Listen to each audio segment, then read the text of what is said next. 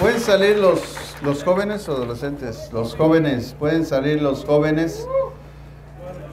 Le damos gracias a Dios por sus vidas, por que somos una iglesia joven, ¿verdad? Tenemos aquí bastantes jóvenes y le damos muchas gracias a Dios. Otros no somos jóvenes de corazón nada más, ¿verdad? Pero al final somos jóvenes. Vamos a entrar en materia, hermanos, esta mañana. Créanme que sinceramente, lo digo de corazón, no creo avanzar más allá de la introducción, porque es muchísimo. En Mateo capítulo 27, versículo 45 al 56, vamos a empezar a analizar la crucifixión de Jesús.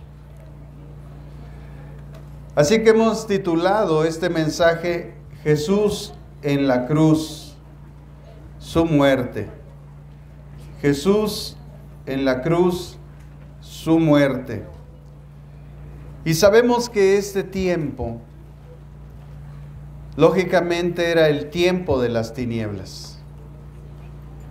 Era el tiempo donde las fuerzas demoníacas, espirituales, de oscuridad, estaban en su máxima expresión en el Calvario, en el Gólgota, en el lugar de la calavera, como se le llamó, de esas tres formas. Y esta mañana vamos a leer el versículo 45 hasta el 56, para que podamos ir entendiendo la enseñanza, amados hermanos, del día de hoy de parte de Dios. Y dice la Escritura, amados hermanos, habiendo ya orado, ¿verdad? Hace un momento antes de leer este pasaje oramos para que el Señor dirija, ¿verdad? Porque a veces se piensa que no oramos antes, y sí lo hacemos, ¿verdad? Solamente que en el internet pues no aparece la oración que hacemos previa. Pero aquí está la palabra de Dios, habiendo orado por ella para que el Señor nos dirija y la bendiga, pues aquí estamos. Y dice el Evangelio de Mateo en el capítulo 27, que habla sobre la crucifixión y específicamente la cruz y la muerte de Jesús. Dice en el verso 45, desde la hora sexta, hubo tinieblas sobre toda la tierra hasta la hora novena. Cerca de la hora novena, Jesús clamó a gran voz diciendo, Elí, Elí, lama sabactani, que significa, Dios mío, ¿por qué me has desamparado? Algunos de los que estaban ahí decían al oírlo, a Elías llama este.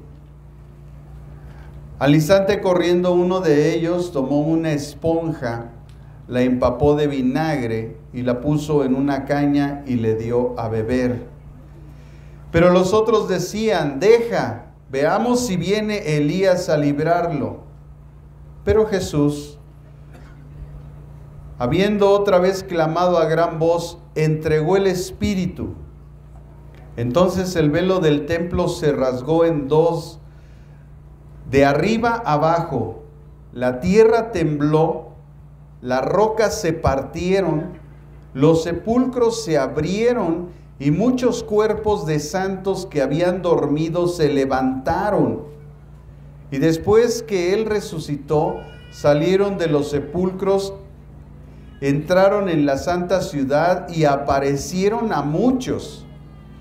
El centurión y los que estaban con él custodiando a Jesús, al ver el terremoto y las cosas que habían sido hechas, llenos de miedo dijeron, verdaderamente este era el Hijo de Dios.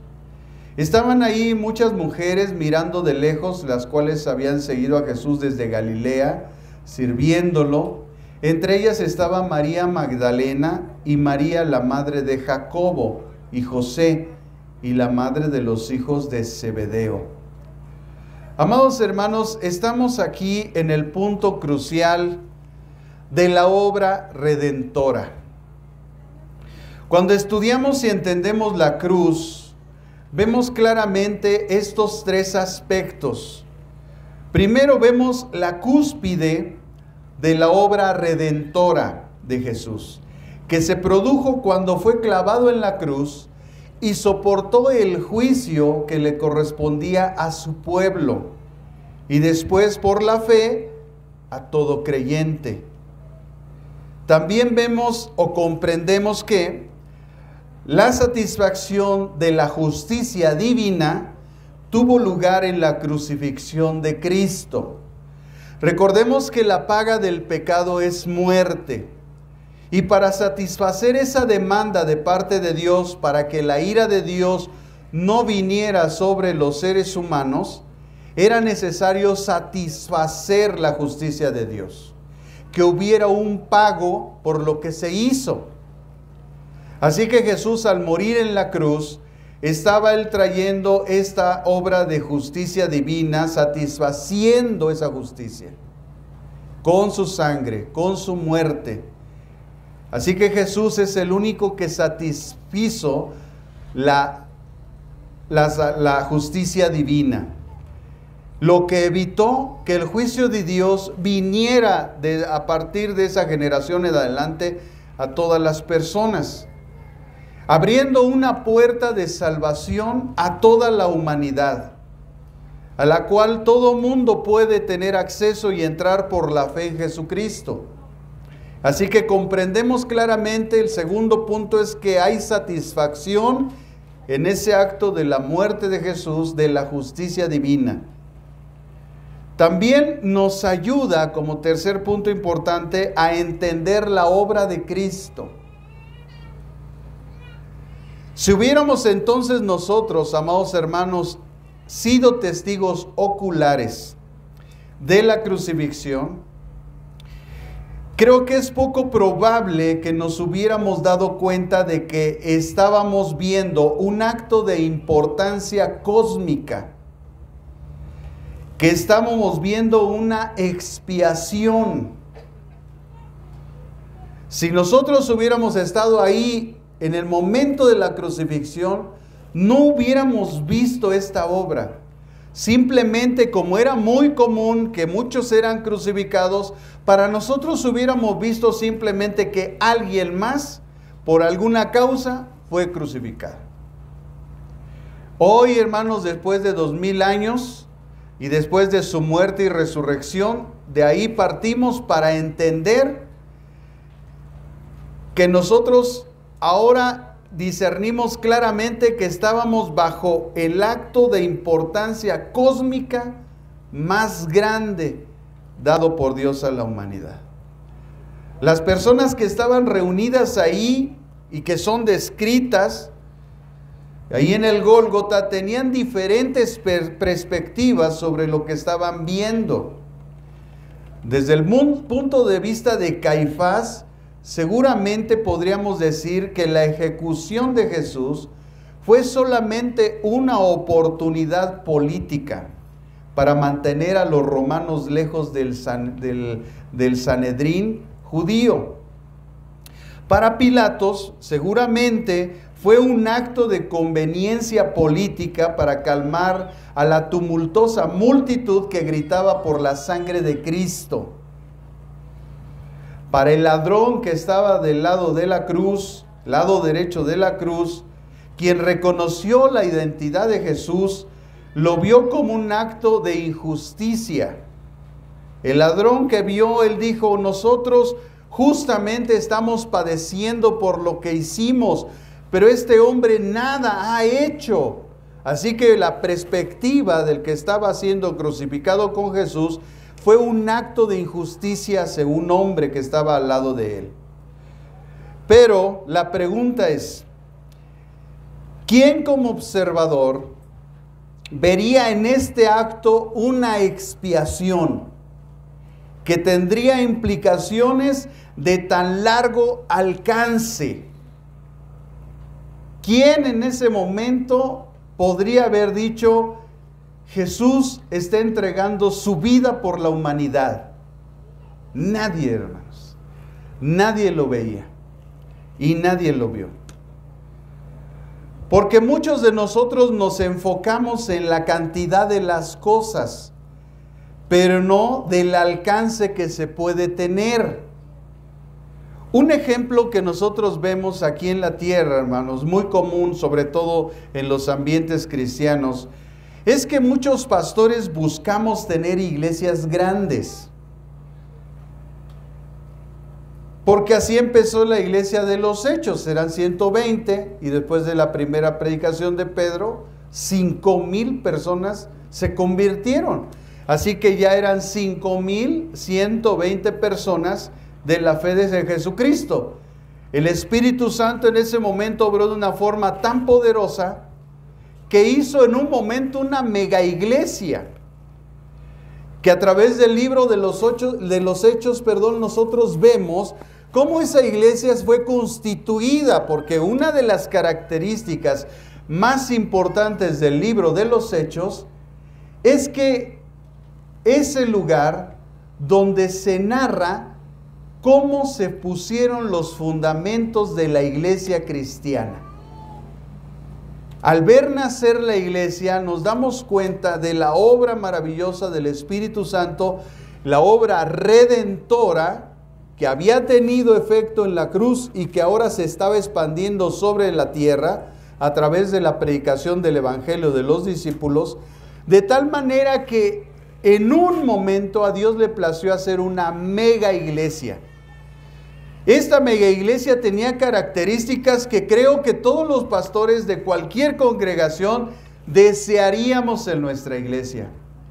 Una de esas características es que todos tenían las cosas en común, que todos se ayudaban, que la gente que tenía cosas de más las entregaba en manos de los apóstoles, el dinero de la venta de esas cosas para que los apóstoles repartieran según la necesidad de la gente del pueblo, de la congregación cristiana que había crecido en una forma exponencial impresionante después de la predicación de Pedro, de tal manera que dice la Escritura y se atestigua claramente en el libro de los Hechos que nada les hacía falta a nadie.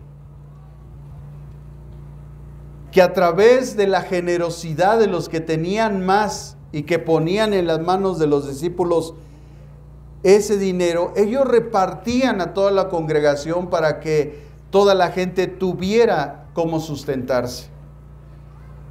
Además de eso, había un amor profundo entre todos ellos. Además de eso, se reunían en las casas para compartir los alimentos de una forma cotidiana.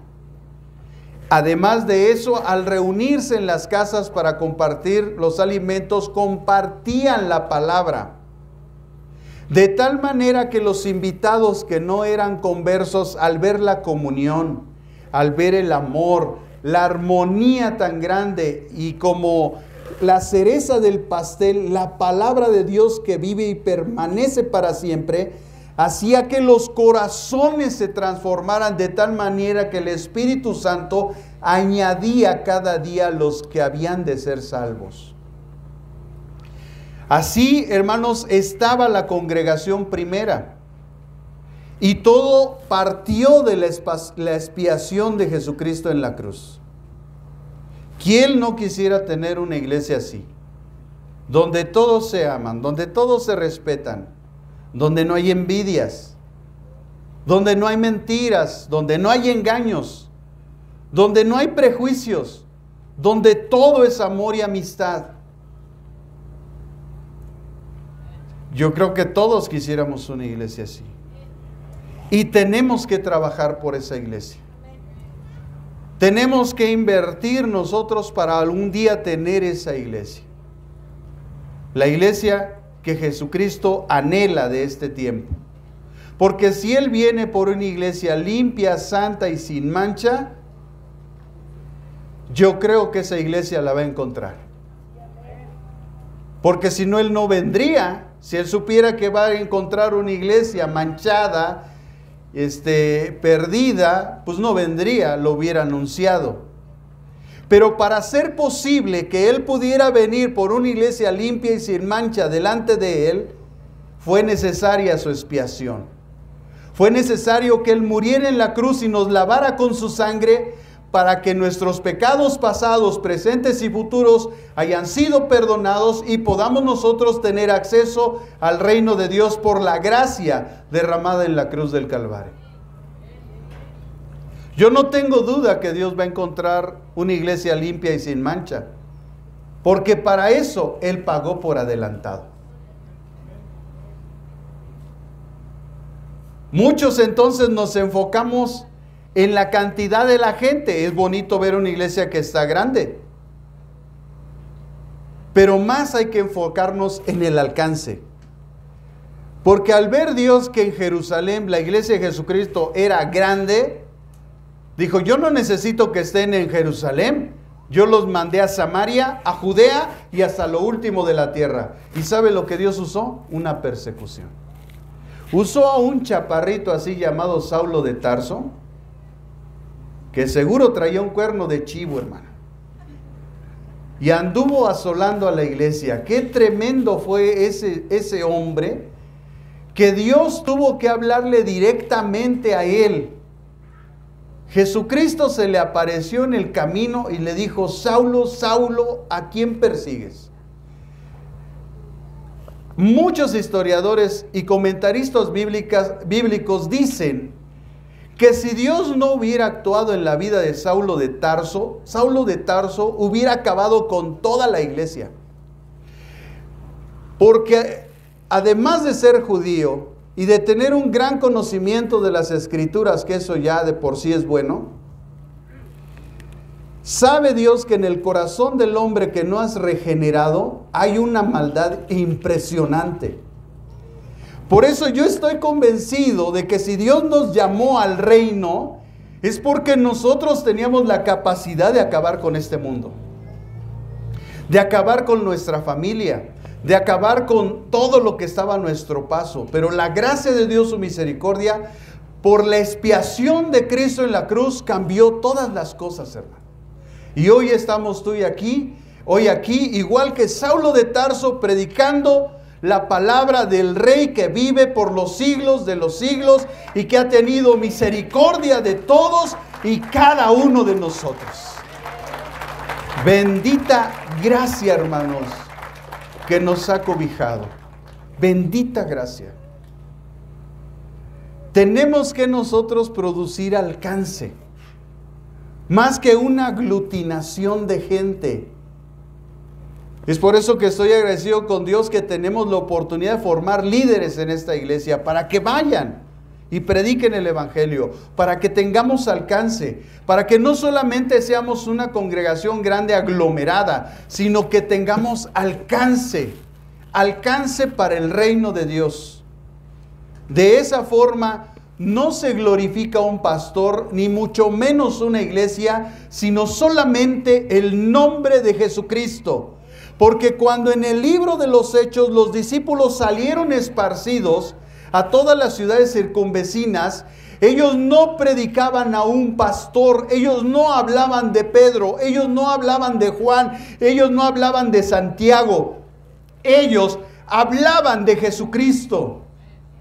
Por eso lo que las iglesias debemos de buscar es alcance, para que el nombre de Jesucristo sea proclamado, no un ministerio, no un pastor, ni una iglesia, sino el nombre de Jesús sea levantado en toda la tierra. Eso es lo que nosotros debemos de buscar. No enfocarnos en ser una mega iglesia, sino en tener alcance, en enviar hombres y mujeres que prediquen, para que el reino de Dios se siga extendiendo, para que todo el trigo que está en el granero sea traído y los lagares de Dios sean llenos de su gloria y de las almas que Él ha ganado a través de nosotros. Eso es lo que debemos de buscar, hermanos. No es la aglomeración de la gente lo que le interesa a Dios, sino que tengan alcance. No es solamente que tú vengas aquí y formes parte de una congregación grande. Es que tú ganes a tu familia, es que tú tengas alcance.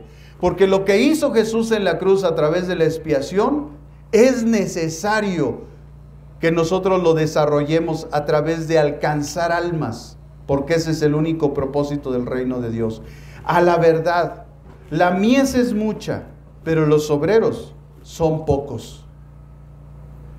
Por eso la oración de Jesús fue la siguiente: rogad al Señor de la mies que envíe obreros a su mies, hombres y mujeres que tengan la disposición para trabajar para Jesucristo, para expandir la palabra de Dios, para que la palabra de Dios sea predicada en todo el mundo, para que todo el mundo conozca al Señor, no de una forma religiosa, no por tradición, sino que la gente sumergida en la palabra de Dios, siendo bautizada aquí adentro, pueda descubrir la verdad del Evangelio y pueda proclamar y él volverse un precursor de la verdad de Jesucristo, el cual expió hasta la última parte de su vida para la redención de todos y cada uno de los que estamos aquí y los que vienen en camino, porque esto no se ha acabado.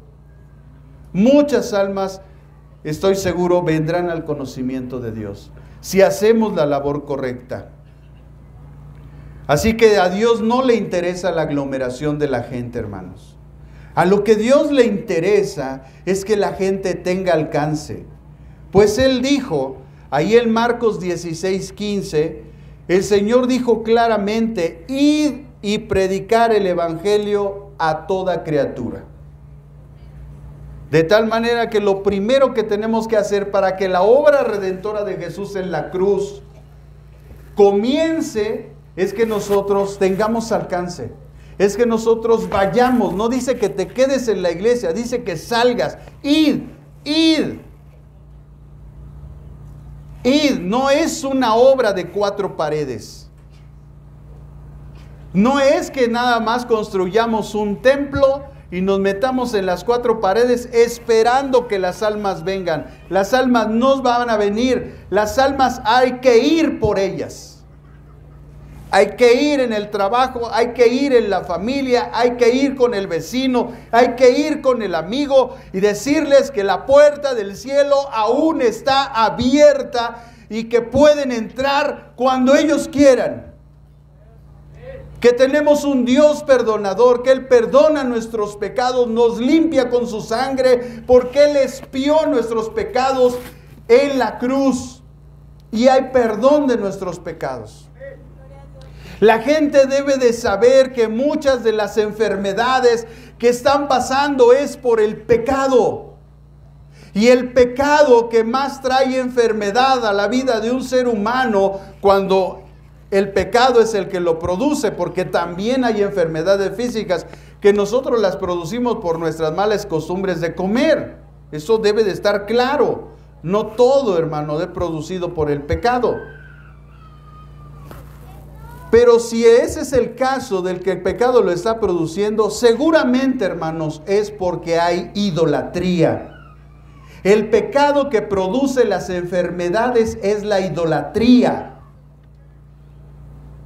Son los idólatras los que viven sembrados en la enfermedad. Por eso hay que romper con la idolatría, para que tengamos oportunidad a través del arrepentimiento, la gracia y la misericordia de Dios de ser sanados. Porque hay gente que está dispuesta a llevar a su familiar que esté enfermo a cualquier lugar, aún con los brujos, con los hechiceros, donde les dan falsas esperanzas, porque el que tiene la última palabra en la vida del ser humano se llama Jesucristo. Él tomó las llaves de la vida y de la muerte y Él decide quién vive y quién muere. No son los diagnósticos ni son los médicos y mucho menos el diablo. Es Jesús. Por eso tenemos que romper con eso para que el Espíritu Santo dé la oportunidad en su gracia de que haya sanidad en la vida de las personas. Esta verdad tiene que ser promulgada. ¿De qué sirve una iglesia grande, hermanos, si no tiene alcance de reino? Hermanos, esta es una pregunta que surgió en mi mente cuando yo estudiaba esto. No podemos entender la cruz, no podemos ir a la cruz si no entendemos todo esto. ¿Por qué pecamos? ¿Por qué fallamos? ¿Por qué no hacemos lo que Dios dice? Porque no hemos entendido la cruz. Es necesario entender la cruz para que cuando vayamos a la cruz estemos dispuestos en nuestro corazón principalmente a hacer su voluntad. Porque lo que Él hizo no fue cualquier cosa. Cuando nosotros somos irrespetuosos, rebeldes, injustos, avaros, soberbios, altivos, orgullosos, lo único que estamos demostrando en la presencia de Dios porque Él está aquí, lo único que estamos mostrando es que no entendemos la cruz. No entendemos lo que ahí pasó. Para entender la profundidad, hermanos, de lo que sucedió en la cruz, tenemos que ver las cartas de los apóstoles. Tenemos que entender lo que ellos expresaron acerca de la cruz. En ese Nuevo Testamento que nos fue dado a los hijos, entendiendo la cruz, cuando tú te encaminas a la cruz y ves todo lo que pasó con Jesús, las humillaciones, los golpes, el sufrimiento, el derramamiento de su sangre, sus huesos destrozados, el suplicio que pasó ahí, que no podía respirar y que se vació literalmente de toda su sangre, es cuando tu vida cambia. Nuestra vida no ha cambiado, hermanos, porque no entendemos la cruz. Tenemos que entender la cruz antes de ir a ella, para que cuando estemos de frente de la cruz y podamos ver el sacrificio de expiación de Cristo, la obra redentora de nuestra vida, nuestro corazón sea transformado y podamos tener siempre un corazón agradecido, de tal manera que nos lleve siempre a la obediencia, porque la gente que está agradecida es capaz de hacer cualquier cosa por su Señor. Pero es la incomprensión de la cruz la que no nos deja ver. Por eso yo, hermanos, a manera introductoria, tengo que hacerlo entender lo que pasó en la cruz antes, para que cuando empecemos específicamente a tomar versículo por versículo y a través de los demás escritos de los demás evangelios sinópticos, podamos nosotros ver lo que pasó en la cruz. Y al estar ahí de frente ante el Redentor, caigamos de rodillas y le digamos: Señor, gracias por lo que hiciste. Si no, no vamos a entender. Por eso quiero que me acompañen esta mañana al capítulo 3 de la carta a los Romanos, en el versículo 21 al 25, en su primera parte del 25. Romanos 3, 21 al 25. Oigan estas palabras del apóstol Pablo. Es maravilloso. Es lo que nos trae la comprensión de la cruz, hermanos. Y dice el apóstol Pablo cuando está poniendo la columna vertebral, lo que sostiene todo, porque la carta a los Romanos es la columna vertebral del evangelio, es lo que sostiene todo. Ahí están las principales doctrinas de Jesucristo de una forma sistemática, hermanos. Y dice Pablo: pero ahora, ¿cuándo? Ahora, hermanos, aparte de la ley, escuche, la justicia de Dios ha sido manifestada, confirmada por la ley y los profetas. Esta justicia de Dios por medio de la fe en Jesucristo. El apóstol Pablo está diciendo, la justicia de Dios solamente es posible. ¿Por qué? A través de Jesucristo. ¿Por qué? Porque aunque la ley, el cumplimiento de toda la ley podía justificar, la incapacidad del ser humano se lo iba a impedir. Pero dice Pablo, ahora aparte de la ley, la justicia de Dios ha sido manifestada y confirmada porque en la ley y los profetas estaba destinada esta justicia. Dice, esta justicia de Dios por medio de la fe en Jesucristo. Pero no es una fe religiosa, no es una fe en la que yo estoy siguiendo una religión. Es una fe en creer lo que Él hizo en la cruz, que Él expió mis pecados, que Él me liberó de la esclavitud del pecado, me va a liberar de la tentación del pecado en este mundo y en consecuencia me va a librar de las causas que produce el pecado, que es la muerte, trayendo vida eterna a mi vida. La comprensión de la justicia de Dios, que además es el alimento más sólido en la Biblia, la justicia de Dios. Entender por qué fuimos justificados, cómo actúa la justicia de Dios en los seres humanos. Ese es el alimento más sólido en la Biblia. Y dice Pablo, la fe en Jesucristo, no dice la fe en María, no dice la fe en Pedro, no dice la fe en Pablo, no dice la fe en Judas, dice la fe en Jesucristo es la que trae la justicia de Dios. Es para todos, fíjense lo que dice, todos los que creen.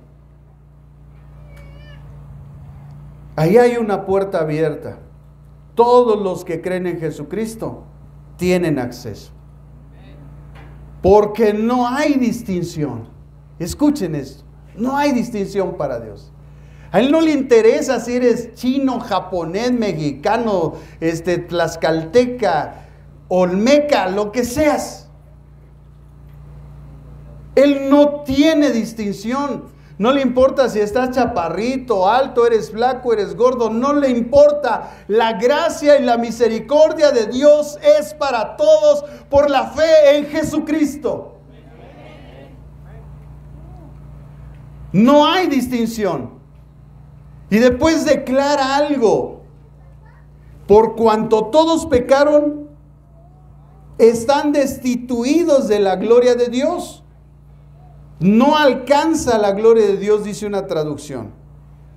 Pero todos son justificados, vean, gratuitamente, porque la salvación es gratis.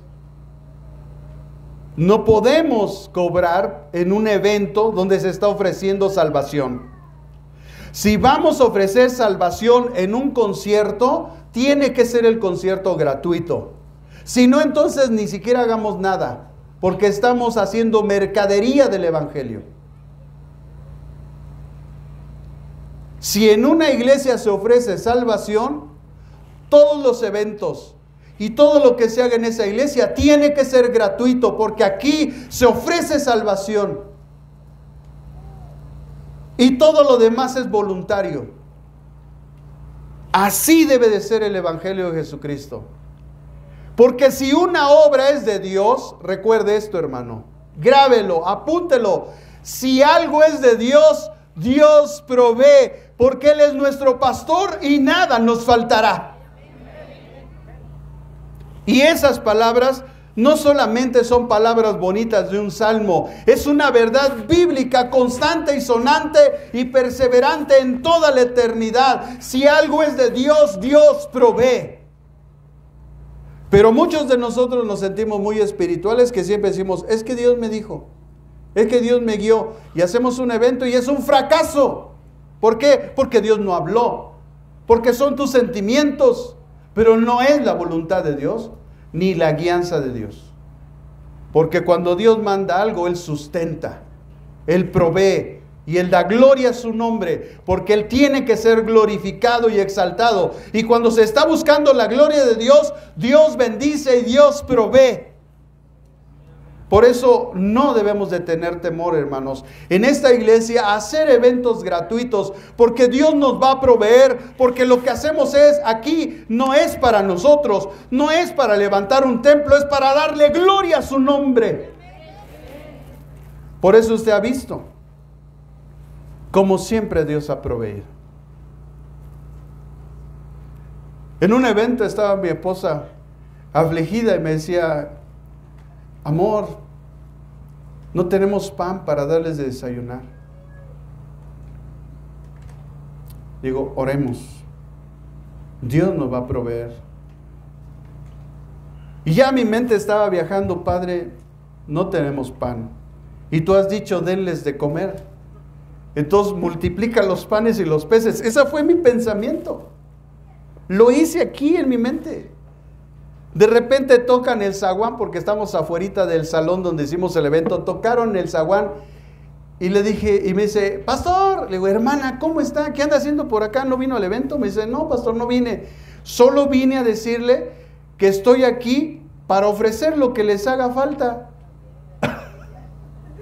Pues nos hace falta el pan, hermana. ¿Cuántas cajas quiere? Ah, caray. Le digo, bueno, pues es que son como 150 personas. Ahorita se las traigo. ¡Fum! Se fue. Se regresó de inmediato. Oiga, pero no me dijo qué pan. ¿Quiere de dulce o quiere bolillo? Pues tráigame los dos para no echarle, para no errarle, ¿no? Sí, pastor, yo se los traigo. Fue y los trajo la hermana. Hermanos, cuando algo es de Dios, Dios provee, y eso no es una falacia, ni tampoco es una experiencia de un día. Nos han pasado muchas cosas así, cosas donde Dios ha provisto porque nosotros confiamos en Él, porque nosotros dependemos en Él. Y cuando tú dependes y confías en Él, Él provee.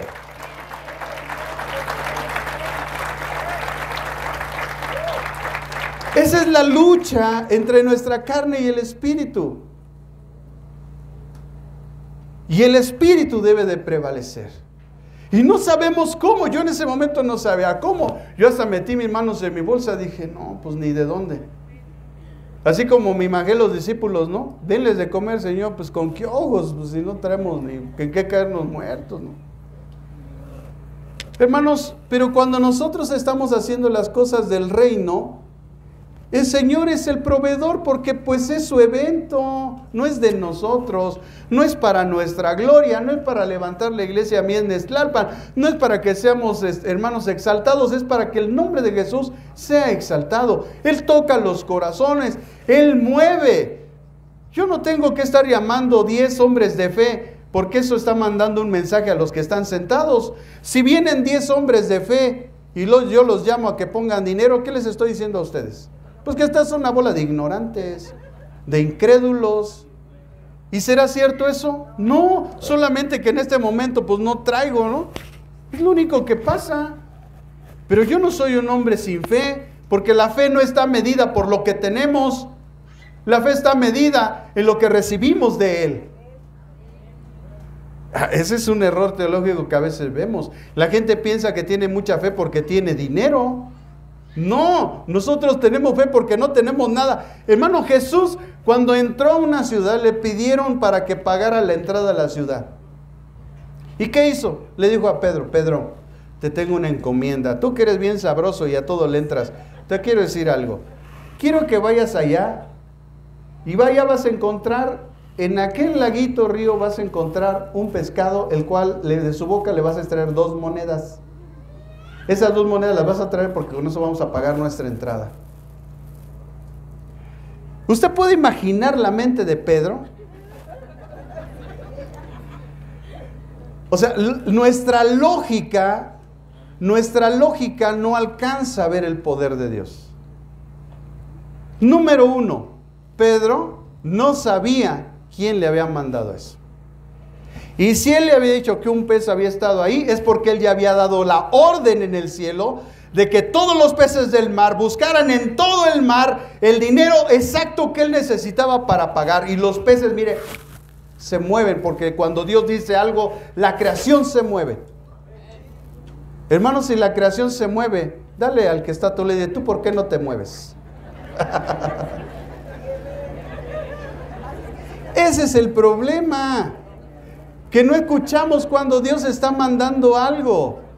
Y lo único que tú y yo que tenemos que hacer como creación es responder. Si el rey pide algo, hay que hacer algo.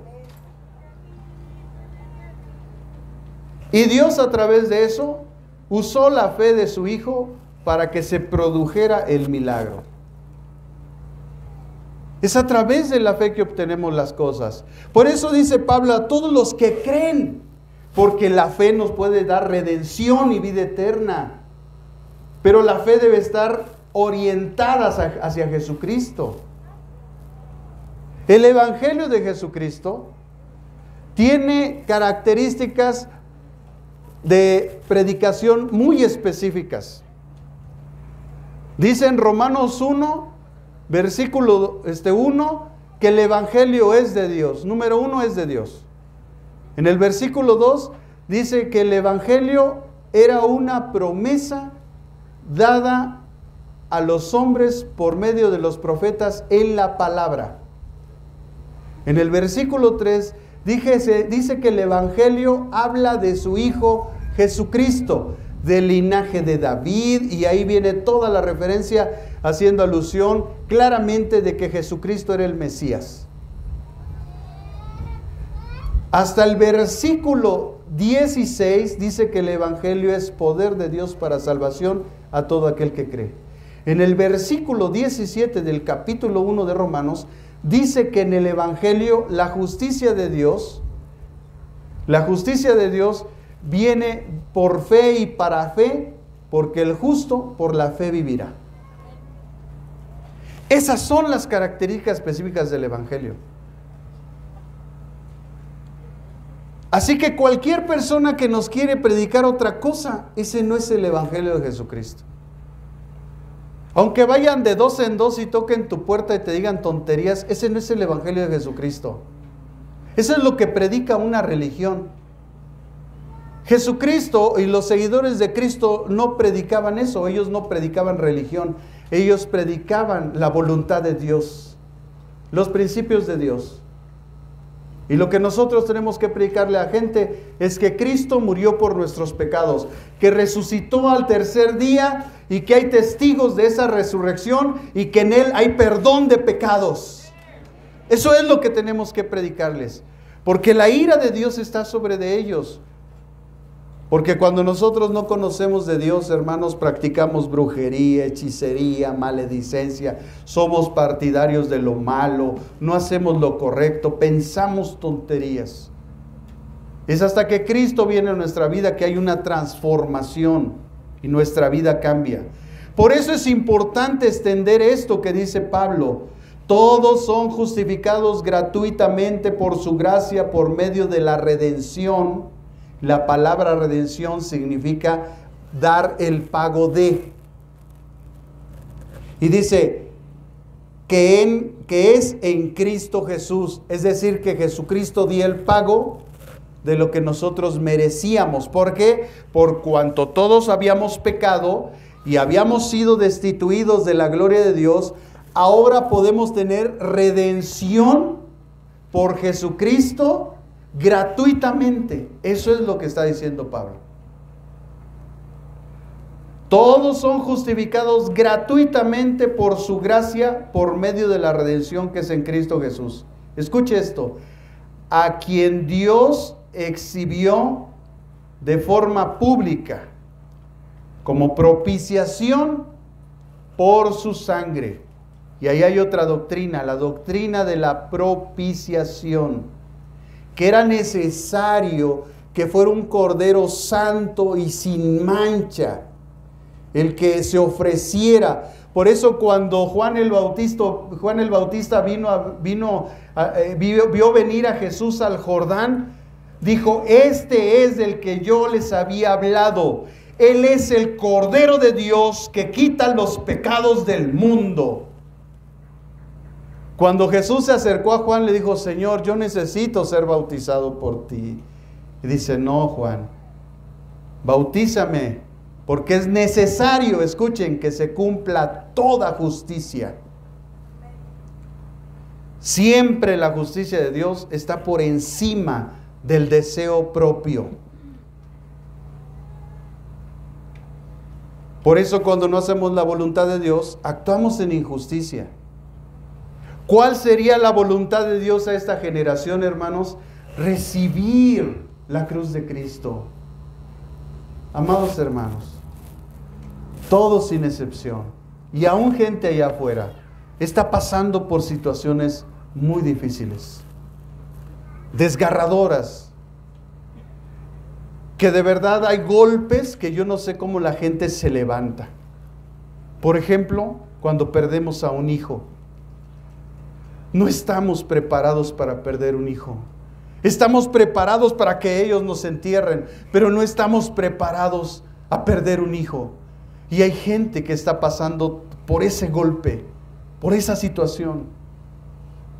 Hay gente que a través de las películas hoy vemos que perdió a sus hijos porque fueron raptados y no sabemos si les quitaron los órganos, no sabemos si simplemente los sacrificaron en un sacrificio satánico, no sabemos, pero están perdiéndose niños allá afuera. Hay gente que está siendo abusada sexualmente. Hay gente que está siendo agredida físicamente y psicológicamente. Hay gente que la vida y el desarrollo de su familia no los ha favorecido y viven en pobreza. Y a veces, muchas veces no tienen qué comer. Amados hermanos, no hemos entendido lo que Cristo ha hecho en la cruz por nosotros. Y ha puesto un vallado en nuestra vida de protección. Que el redil está abierto además y está invitando a toda la gente que venga al redil para que el Señor los proteja, porque Él es el Dios todopoderoso. El apóstol Pablo un día declaró: si Dios es con nosotros, ¿quién contra nosotros? ¿Quién?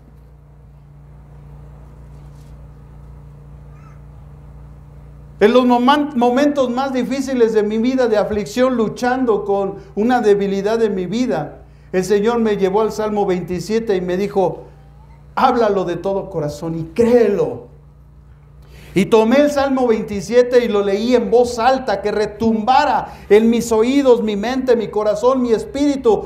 Y yo decía: Jesús, el Señor es mi luz y mi salvación. ¿De quién temeré? El Señor es la fortaleza de mi vida. ¿De quién he de atemorizarme? Cuando se junten contra mí los malignos, mis angustiadores, mis enemigos para comer mis carnes, ellos tropezarán y caerán. Porque una cosa yo he buscado delante de Jehová, buscar, inquirir delante de su trono, para ver la hermosura de su rostro, porque Él me esconderá en su tabernáculo en el lugar santo. Entonces yo sacrificaré alabanzas de júbilo. Y hermanos, es precioso ese salmo. Cuando nosotros leemos en los salmos la palabra de Dios con fe, con esperanza, algo sucede en nuestro espíritu. Se va el temor, se va la ira, se va el odio, se va el rencor, se va la angustia y solo permanece el amor inefable de Dios en nuestros corazones. Y no hay principado y potestad que pueda vencernos, porque nuestra fe es fortalecida, porque su palabra nos fortalece. Cuando nosotros leemos la obra redentora de Jesús, algo poderoso pasa en nuestro corazón, porque entendemos por qué estamos aquí, por su puritita gracia. Que no dimos nada a cambio, Él lo hizo todo. Por eso es importante entender esto. Hay dos comentarios que el apóstol Pablo hace aquí en referencia a nuestra justificación, que se relaciona con la obra de Jesús. Una es con respecto a la palabra redención, que veremos de cerca más adelante, hermanos. Pero ahora hay una referencia también a ese acto de propiciación, de que en la muerte de Jesús, en el derramamiento de su sangre, hubo un acto de propiciación. ¿Qué significa esto? Bueno, hermanos, un judío entendería a la luz de esta celebración, porque ellos lo entenderían perfecto, porque ellos tienen un día de la expiación. Ellos lo entenderían perfecto. Y ellos lo tienen escrito en el Antiguo Testamento. Ellos tenían que hacer expiación por sus pecados. No se olvide lo que Pablo dijo, por cuanto todos pecamos. En el momento que Adán y Eva fue engañada y Adán pecó voluntariamente, eso es lo que tenemos que aprender, que Eva pecó por engaño, pero Adán pecó voluntariamente. Cuando ellos pecaron, Dios en la eternidad vio como toda la humanidad iba a terminar en el infierno. Entonces Él propuso en su gracia, en su amor, su misericordia, y envió a su Hijo a morir en una cruz por nosotros, para que el destino eterno de todos aquellos que reciben el mensaje de la cruz, la expiación de Jesucristo en la cruz, pudieran tener acceso al reino de Dios gratuitamente, sin hacer nada, solamente recibiendo la gracia de Dios. Ellos fácilmente lo entenderían, hermanos. En ellos todavía se discute en cuanto a la importancia de este aspecto de la expiación. Ellos dicen, ¿cuál era el día más importante del año? Ellos están luchando en determinar si es la Pascua el día más importante o es el día de la expiación. Nosotros hoy sabemos que el más importante es la expiación. Porque lo más importante de todo es que Cristo murió por nuestros pecados. Que en Él tenemos redención por su sangre, el perdón de todos nuestros pecados. Solamente que en el ambiente judío o en la costumbre judía, la expiación es cada año. Es una fiesta muy conocida que se llama el Yom Kippur. De tal manera que hacer cada año, imagínense, acumule sus pecados de cada año. Y expíelos una vez al año. Bueno, unos ya ni los va a contar porque ya se le olvidaron. Claro que si le preguntas a tu esposa ya te los va a recordar de inmediato. No, hombre, tiene una mente fotográfica, hermano. Luego platicamos lo que sufrimos los pastores. Cada año, hermanos, ¿qué hace Jesucristo con la expiación en la cruz? Que en el momento que tú te arrepientes, son lavados tus pecados. Son lavados. Lo único que tienes que hacer es irte y no hacerlo más. Pero si le pides perdón y vas y lo vuelves a hacer, entonces no recibiste arrepentimiento en tu corazón. En lo que tu corazón hay arrepentimiento. Y recuérdate que los arrepentidos se ahorcan como Judas. Los que solamente tienen remordimiento, perdón, se ahorcan como Judas. Los que verdaderamente se arrepienten, dejan de hacer lo que están haciendo.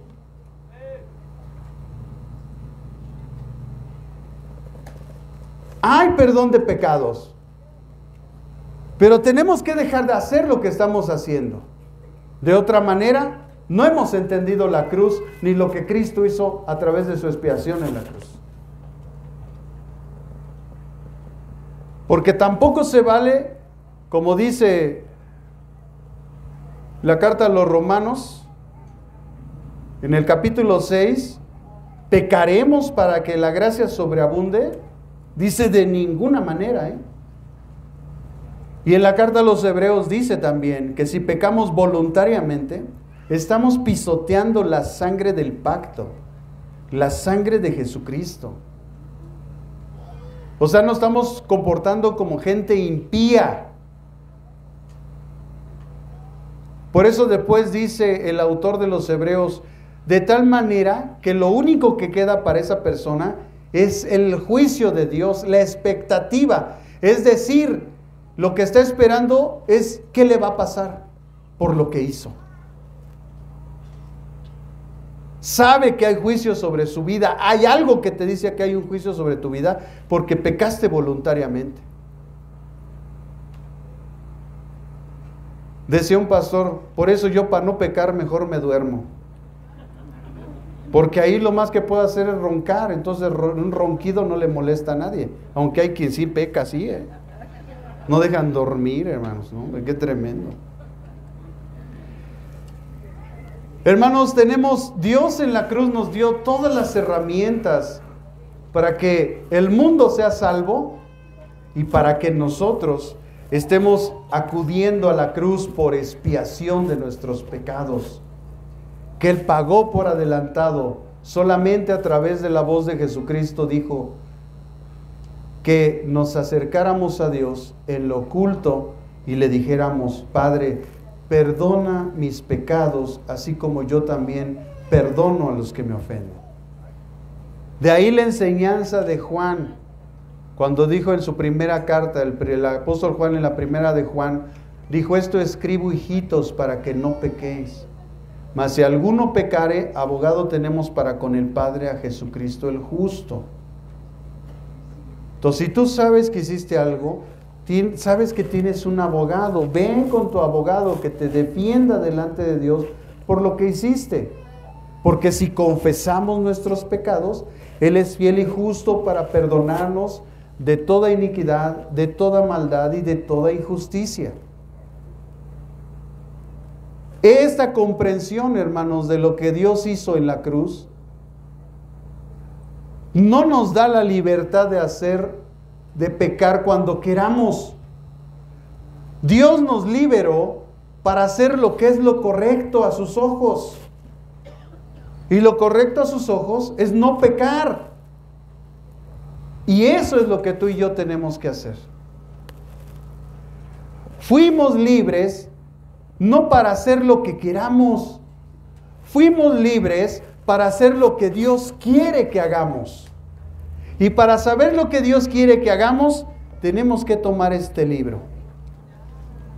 Leer sus mandamientos, leer sus principios, leer sus preceptos y llevarlos a cabo en nuestra vida.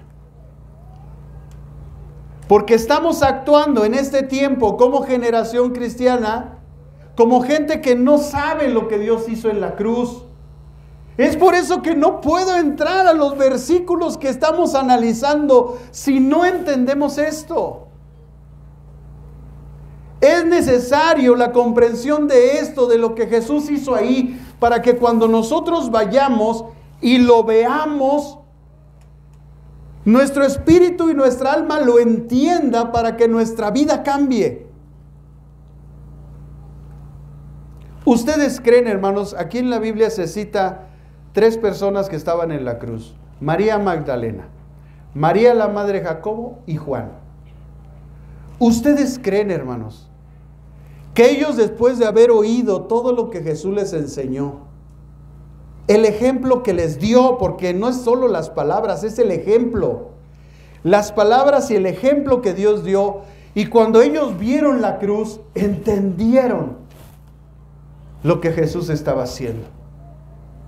Como madre, por supuesto que María se sentía triste, pues era su hijo en carne. Como una mujer beneficiada de parte de Jesús, María Magdalena estaba triste porque ella estaba agradecida con el Maestro por todo lo que hizo por ella. Porque Él nunca la enjuició, Él la perdonó. Porque Él no vino a juzgar, Él vino a salvar y a buscar lo que se le había perdido. Cuanto más Juan, el discípulo amado que estaba ahí, pudo entender porque él estaba directo, ligado al amor de Cristo. Supo que ahí había una expiación. Estaba triste porque perdía a su maestro. Pero después seguramente eso le dio fuerzas para predicar el evangelio de la forma que lo hizo. Para soportar el un día ser metido en una olla de aceite hirviendo. Juan fue metido en una olla de aceite hirviendo según la tradición, y lo metieron en el aceite, todo lo sumergieron. Y cuando salió, no se había quemado, ni se había muerto. Entonces, ¿qué hacemos con este viejito?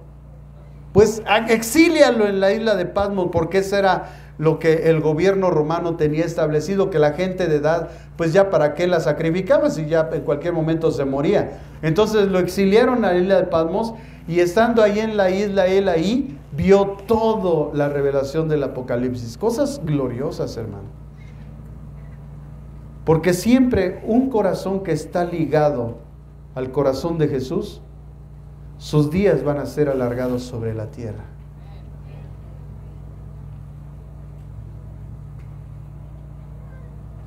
El Señor Jesucristo, hermanos, tenía que hacer una ofrenda como sacrificio. En la antigüedad se tomaba un novillo como sacrificio. Debían tomar 2 machos cabríos, uno que sería enviado como un macho cabrío expiatorio al desierto, y el otro que lo matarían, y luego el sumo sacerdote, después de hacer los rituales de limpieza, se le permitiría entrar en el lugar más sagrado de Israel, en el que le llaman en latín Sanctus Sanctorum, es decir, el lugar santísimo. Detrás del velo, en el borde del lugar santo, donde solo el sumo sacerdote podía ir. Y entraría al lugar santísimo llevando consigo la sangre del sacrificio que había sido del animal muerto. ¿Y qué debían hacer con él? Debían tomar esa sangre y rociarla sobre la mesa del propiciatorio.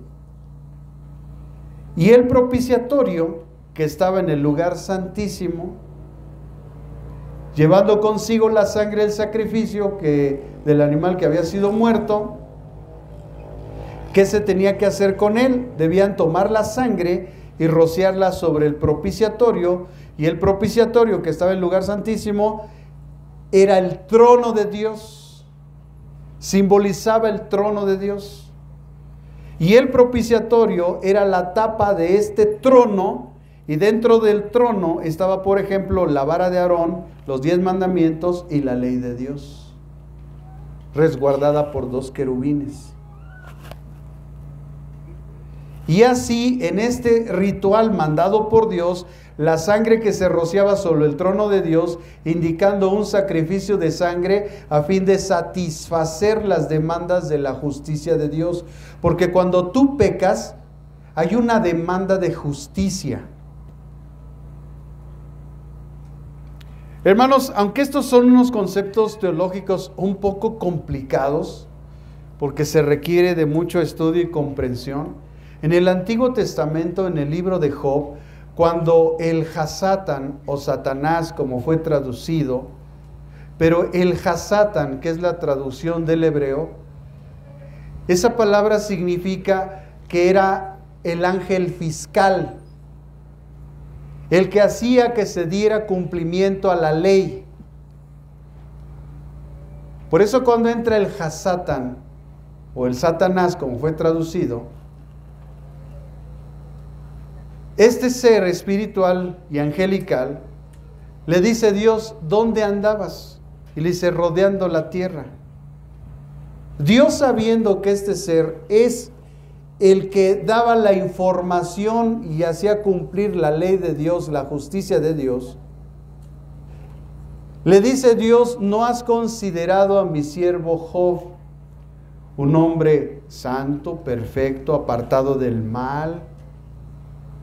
Dice, sí, Señor, sí lo consideré, y no lo puedo tocar porque has puesto un vallado cerca de él, de tal manera que el enemigo no podía tocar sus pertenencias, su dinero, sus hijos, aunque sus hijos de repente se iban a la pachanga, así como tú a veces tus hijos quieren andar en el cotorreo, pero por causa de las oraciones de Job, Dios en su justicia de Job hacía que los protegieran.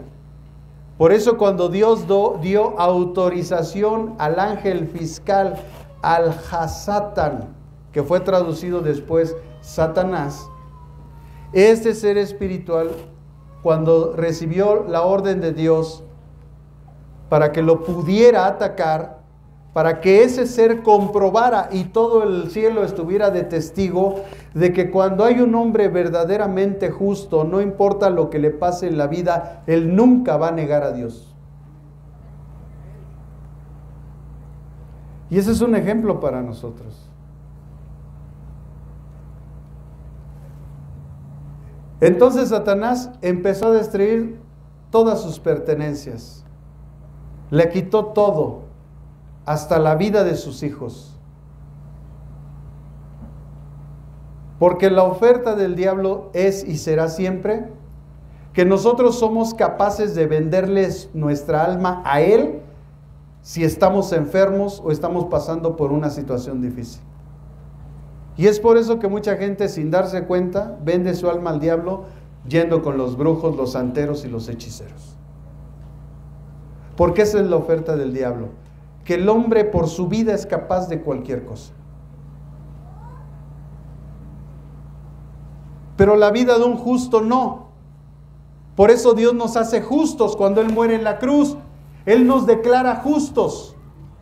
No por nuestras justicias, no por nuestros méritos, sino por los méritos que Él hizo al cumplir toda la ley y al ser un cordero inmolado y estar ahí, haber padecido por nosotros. Él nos declara justos.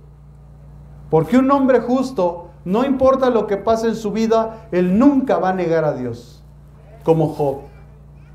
Job lo hizo en sus méritos, pero nosotros lo hicimos en los méritos de Jesús. Por eso una persona que es verdaderamente justa, declarado por Dios, él nunca va a negar a Dios. De ahí la enseñanza en las escrituras de los apóstoles. Estaban con nosotros, pero no eran de nosotros, para que se manifestara que no todos son de nosotros. Porque solamente los que hemos nacido de nuevo, porque hemos recibido el sacrificio y la expiación de Jesucristo en la cruz, fuimos declarados justos. Y en esa justicia Dios nos da la capacidad de no renunciar a Dios, como su Hijo no renunció a su Padre aún estando en la cruz, solamente declarando: Elí, Elí, lama sabactani. Dios mío, ¿por qué me has abandonado? Porque era necesario que Dios abandonara a su Hijo para que nosotros tuviéramos redención y por su sangre el perdón de nuestros pecados.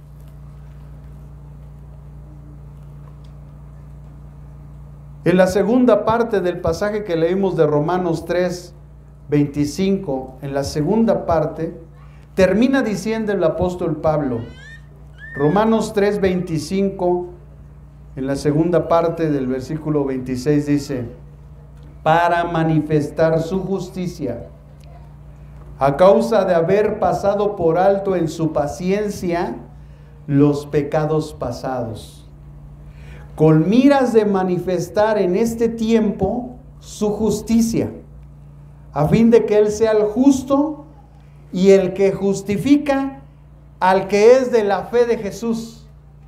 ¿Quién es justificado, es decir, perdonado de sus pecados pasados? El que cree en Jesucristo. No el que cree en Santo Tomás, en San Clodomiro, en Santa Catarina. No, el que es justificado, al que Dios va a perdonar allá en el cielo, cuando estemos delante de Él, es a los que hemos creído en Jesucristo, en su expiación, en su redención, en lo que Él hizo en la cruz. Por eso es importante comprenderlo, para que cuando caminemos hacia ella, caigamos rendidos por lo que Él hizo. Pero ¿cuántos pensamos así? Olvidamos que Dios es santo. Olvidamos que Dios también es justo. Hermano, porque el amor de Dios no solamente son sentimientos. No solamente el que el pastor se pare aquí y le diga todos van a ser bendecidos, todos. No, hermanos. La mayor expresión de Dios fue la ley. Y por la ley es el conocimiento del pecado. La mayor manifestación entonces del amor de Dios es hacernos conocer en qué estamos mal. Por eso la persona que te ama te dice en qué estás mal. Por eso dice Proverbios que el padre al hijo que ama lo corrige. Por eso dice el apóstol que cuando nosotros recibimos la reprensión es porque somos hijos. ¿Y sabe? Esa es la parte que a mí más me entristece. Porque la gente no entiende eso. Que es precisamente el que le llamemos la atención, porque los amamos. Pero ¿sabe por qué es triste? Porque a veces descubrimos que esa persona no es hijo, por la respuesta a la reprensión.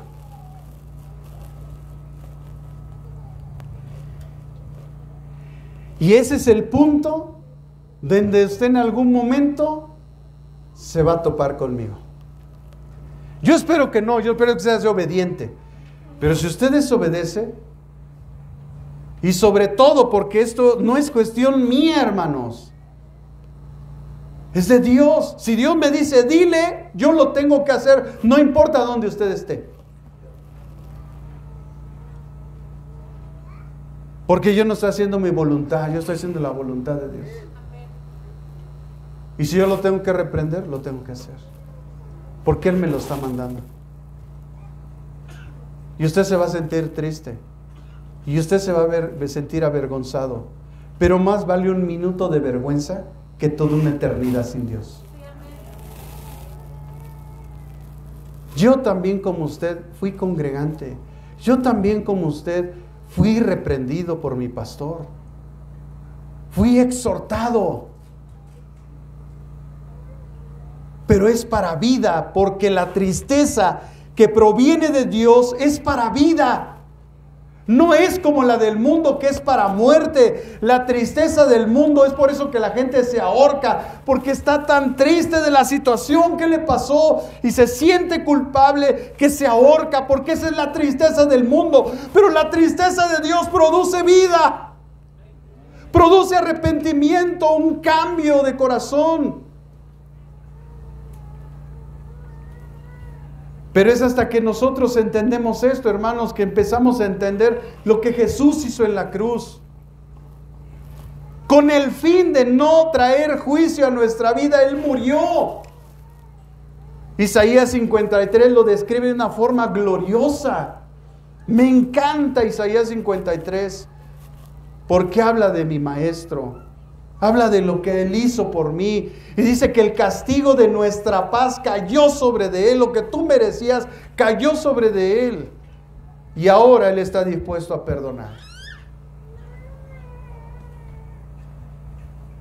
Hay otra traducción de ese pasaje de Romanos 3:26 que dice lo siguiente: fue exhibido como una propiciación por su sangre a través de la fe, para demostrar su justicia. Porque en su tolerancia, Dios había pasado por alto los pecados que se cometieron antes, demostrando en este tiempo su justicia, a fin de que Él sea el justo y sea el que justifica. Él, al ser justo y morir en la cruz, por eso tiene la capacidad, hermanos, de justificarnos. Entonces, cuando Dios justifica a su pueblo, no lo hace solo mediante el acto unilateral del perdón. ¿Por qué hacerlo así, sin satisfacción, sin expiación, sin propiciación? Sería una completa violación de su propia justicia. Por eso Él tuvo que morir. Mire qué glorioso es esto, que cuando pecaron los ángeles, que fueron la primera creación de Dios, ni siquiera se había creado el mundo, ni las constelaciones, ni el universo, ni los planetas, nada existía. Solo Él había creado a todos los seres angelicales. Pecaron, y cuando ellos pecaron, Él no fue a redimirnos. Él no los redimió. Él esperó lo máximo de su creación, que fuimos nosotros, y cuando nosotros transgredimos, Él nos vino a expiar por nuestros pecados. Él nos vino a ofrecer el perdón. Él nos vino a liberar de la culpa. Él nos vino a librar del castigo, porque su justicia exige castigo, porque Él es un Dios santo. Lo más hermoso de Dios es que Él es santo. Y el pecado es el atentado contra su santidad. Por eso Dios no le guiñará el ojo al pecado. El alma que peca, esa morirá, no le importa qué religión sea. Si es católico, mormón, testigo de Jehová, protestante, lo que se diga ser, si él sigue pecando, la paga del pecado será muerte y nadie lo va a librar, porque la justicia de Dios lo demanda.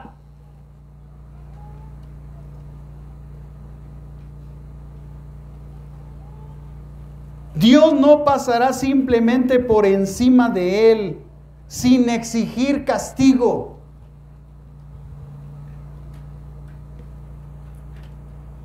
De modo que, así como en la antigüedad en todo ritual había un día de expiación, vemos ese símbolo del sacrificio de la sangre que se da para propiciación de la ira de Dios, para satisfacer su justicia allí en la cruz.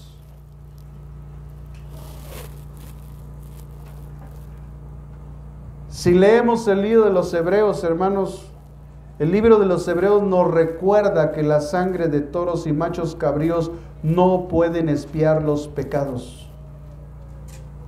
Toda esa acción elaborada de matar al macho cabrío y rociar su sangre en el propiciatorio no va a salvar a nadie de sus pecados, porque no hay ningún valor inherente e intrínseco en la sangre de un macho cabrío para ejecutar la propiciación. Por eso, ¿cómo fueron perdonados nuestros pecados, hermanos? Porque la sangre de Jesucristo fue rociada en el altar de Dios.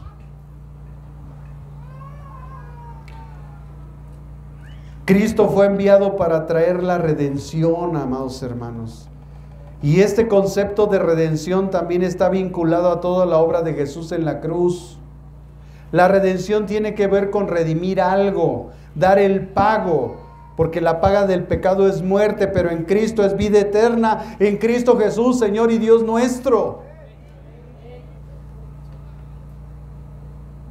Cristo fue la propiciación, la expiación, nuestra redención.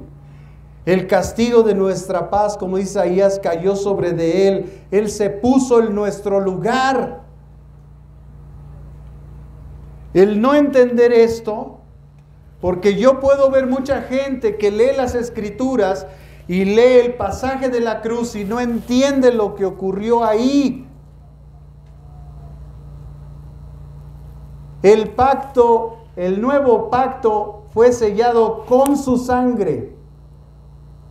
Fue sellado, lo voy a repetir, fue sellado, fue sellado. Por eso cuando Juan llega, ve esa hermosa manifestación del cielo, esa revelación en el libro de Apocalipsis, él llora porque no encuentra a nadie digno de abrir los sellos. Porque el pacto fue sellado con su sangre y no había nadie digno de abrir los sellos. Pero le dijo el ser que estaba ahí delante de él: no llores, Juan, porque el león de la tribu de Judá ha triunfado. Y él fue y abrió los sellos para que tú y yo tuviéramos redención y por su sangre el perdón de nuestros pecados.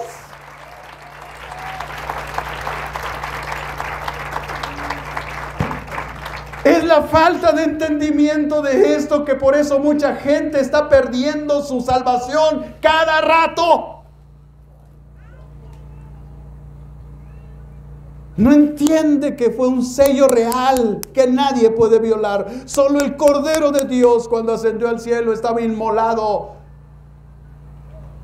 Esa era la imagen de que Él era el único digno, pues con su sangre se había sellado. Por lo tanto, Él era el único que podía abrir los sellos. ¿Se da cuenta por qué no podemos ir a la cruz? Porque no entendemos esto. ¿Para qué vamos?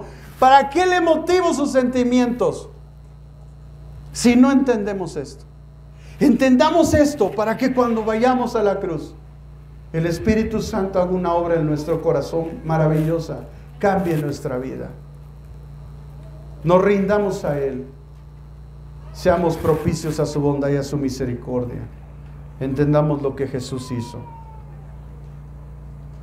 Con este versículo termino el día de hoy, hermanos. Está en Tito 2:4 y ahí le voy a pedir que se ponga de pie para darle lectura a este pasaje de las Escrituras. Tito capítulo 2, versículo 4. Hermanos, la redención es un acto de compra. Y Jesús en la cruz está comprando algo. Alguien está siendo redimido. Él está pagando y pagó el precio de nuestra redención. Si esta persona acepta la redención, este sacrificio en la cruz, podrá, hermanos, tener vida eterna. Por supuesto, la promesa de Cristo, vida eterna, no vida temporal. No si te portas bien o te portas mal, no es por obras. Dice Tito 2, capítulo 2, versículo 4. Leamos todos juntos, hermanos. Ya está en Tito 2:4, dígame. Amén. Dice la Biblia: quien se dio a sí mismo por nosotros, para redimirnos de toda iniquidad y purificar para sí un pueblo para posesión suya, celoso de buenas obras. Léalo de nuevo, hermano. Tito 2:4. Quien se dio a sí mismo por nosotros. ¿No es? Ah, caray. ¿Y por qué no me decía Timoteo?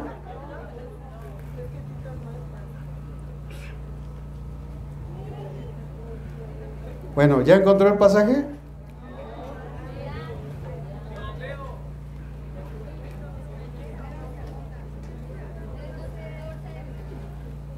¿2 qué? ¿2:14? ¿Primera de Timoteo? Ah, Tito 2:14. Ah, me faltó un número, hermanos. Me están haciendo aquí un relajo. Yo también me equivoco, hermanos. Tito 2:14. Ahí está, entonces estaba adelantito. Ay, hermano, ¿para qué hace tanto relajo? Tito 2:14. Léalo de nuevo, hermanos. Quien se dio a sí mismo por nosotros para redimirnos de toda iniquidad y purificar para sí un pueblo para posesión suya, celoso de buenas obras. Escuche esto. Dios se dio a sí mismo, o sea, se puso en la cruz. 1, por nosotros. Diga, por mí. 2, para redimirme. O sea, lo que yo debía por causa de mis pecados, pues la paga del pecado es la muerte, Él lo pagó. ¿Para qué? Para que yo no fuera condenado. Por eso nos redimió. ¿Qué fue lo que redimió? ¿De qué dio el pago? Toda iniquidad, todo pecado, toda maldad, toda iniquidad. ¿Qué hizo? Purificó mi vida. Diga, purificó mi vida. ¿Y cuál fue el propósito, hermanos? Para que seamos un pueblo, posesión suya. ¿Para qué? Para buenas obras, no para estar pecando, para buenas obras. Si Cristo fue puesto en la cruz, es para que hagamos buenas obras, porque las buenas obras es el resultado de nuestra fe, es el resultado de que fuimos redimidos. Por eso los que somos verdaderamente cristianos, hacemos buenas obras. No podemos hacerlo malo, hay algo que lo impide.